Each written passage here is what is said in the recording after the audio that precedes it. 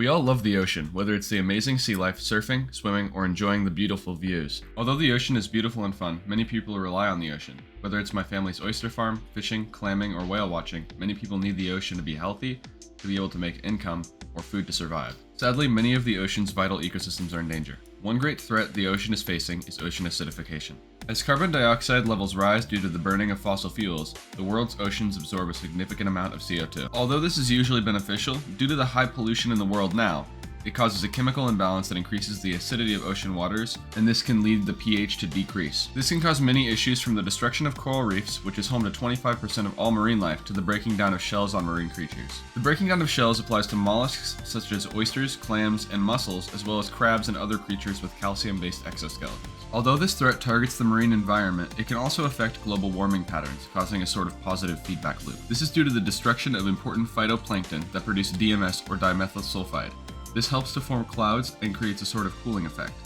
Through acidification, the pH lowers in the water, which has been shown to lower the helpful DMS emissions from bacteria. When global cooling DMS emissions are decreased due to lower pH in the water, the global temperature will rise. This causes an even lower pH, continuing the cycle. My family and I have been affected by ocean acidification. My family has an oyster farm that has been struggling due to rising water temperatures and acidification. Oysters and other mollusks with calcium-based shells suffer more than many other creatures due to the breakdown of their shells. This can be especially harmful to growing oysters. Although ocean acidification is a large-scale issue and can feel daunting at times, there is still hope for our ocean's future, and promising solutions to help combat ocean acidification. One of these solutions is kelp farming. Kelp is a type of large seaweed that has the ability to absorb large amounts of carbon dioxide through photosynthesis, much like trees on land. By cultivating kelp underwater in land that isn't usually being used, we can create a carbon sink.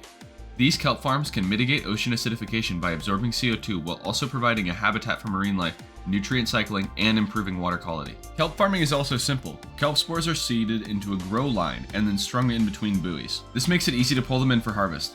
Kelp can be used for many things such as food, fertilizer, bioplastics, and more. These kelp forests create a habitat for marine life, help sequester carbon, therefore decreasing ocean acidification while simultaneously feeding people, providing jobs, and bringing in profit. Although this kind of large-scale farming effort is not necessarily attainable for most people, I believe that educating people on the benefits of kelp farms as well as the products utilizing kelp can help change people's buying habits to be more sustainable. One of the current issues with kelp farming is there's a relatively low demand for kelp products. So how can the average person help support these kelp farms and increase demand in kelp, therefore supporting the growth and creation of more kelp farms? Well, there are many kelp products that can replace everyday items, such as kelp foods, skincare products, soaps, fertilizers, and more. Although people buying more kelp products will certainly help support kelp farms, many people with backgrounds in industries related to aquaculture such as oyster farming can look into options diversifying their operations by adding kelp farming into their business. By embracing kelp farming practices through education, we can help to mitigate ocean acidification. Addressing this issue will require an approach that involves governments, communities, industries, and most importantly, us as consumers. Although there are already many incentives to farm kelp, in a society where kelp is higher in demand, the kelp farming industry will flourish more. Kelp farming will work towards mitigating ocean acidification while simultaneously bringing numerous benefits to the ocean and humanity as a whole.